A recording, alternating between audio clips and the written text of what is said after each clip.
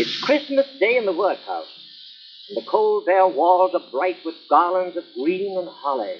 The place is really a pleasant sight, for with clean-washed hands and faces in a long and hungry line, the paupers sit at the tables, for this is the hour they dine. And the guardians and the ladies, although the wind is east, have come in their furs and wrappers to watch their charges feast. Oh, the paupers are meek and lowly with their "thank ye kindly, mums," so long as they fill their bellies, what matter it whence it comes? But one of the old men mutters, then pushes his plate aside. "Great God," he cries, but it chokes me, for this is the day she died. The guardians gazed in horror, and the master's face went white. Did a pauper refuse their pudding? Could their ears have heard aright? But the pauper sat for a moment, then rose with a silence grim. But the others had ceased their chatter and trembled in every limb.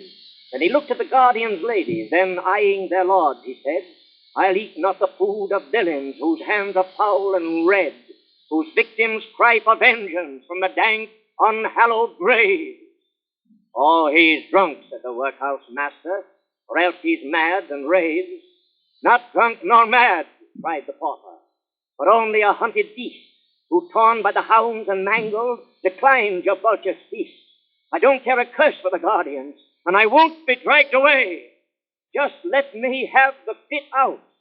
It's only on Christmas Day that the black past comes to goad me and prey on my burning brain. I'll tell you the rest in a whisper. I swear I won't shout again. Keep your hands off of me. Curse you. Hear me right out to the end. You come to see how paupers the season of Christmas spend. You come to watch us feeding as you watch a captured beast. Hear why a penniless pauper spits on your paltry feast. Last winter, my wife lay dying, starved in a filthy den. I'd never been to your parish. I came to your parish then. I swallowed my pride in coming, for ere the ruin came, I held up my head as a trader, and I bore a spotless name. I came to your parish craving bread for a starving wife, bread for a woman who'd loved me through 50 years of life. And what do you think they told me, mocking my awful grief? That the house was open to us, but they wouldn't give out relief.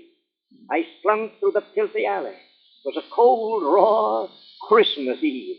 The baker's shops were open, tempting a man to feed. But I clenched my fists together, and holding my head awry, I came to her empty-handed, and mournfully told her why. Then I told her the house was open. She'd heard of the likes of that, for her bloodless cheeks went crimson, and up in her rags she sat crying, "Bide the Christmas here, John. We've never had one apart. I think I can stand the hunger. The other would break my heart." All through that eve I watched her, holding her hand in mine, praying to God and weeping till my lips were salt with brine.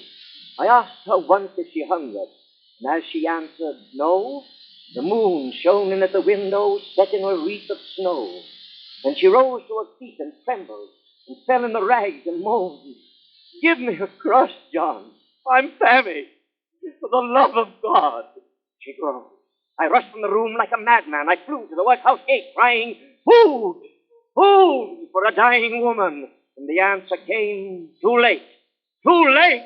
And they drove me away with curses, and I fought with a dog in the streets, and I tore from the mongrel's clutches a crust he was trying to eat. Back through the filthy by-lanes, back through the dirty slush, up to that crazy garret, wrapped in an awful hush. My heart stood still on the threshold. I paused with a sudden thrill, for there in the silvery moonlight, my Nance lay cold and still. Up to the blackened ceiling, her sunken eyes were cast, and I knew on those lips all bloodless my name had been the last. She had called for her absent husband. Great God, had I but known! She had called in vain, and in anguish she had died in that den alone. Yes, there in a land of plenty lay a loving woman dead, cruelly starved and murdered for one loaf of your parish bread. I came to your gate last Christmas. I crave for a human life. You who would feed us paupers. What of that murdered wife? There, get you gone to your dinners. Don't you mind me in the least. Think of the happy paupers eating your Christmas feast. And when you recount their blessings in your smug parochial way, just tell what you did for me, too, only last Christmas Day.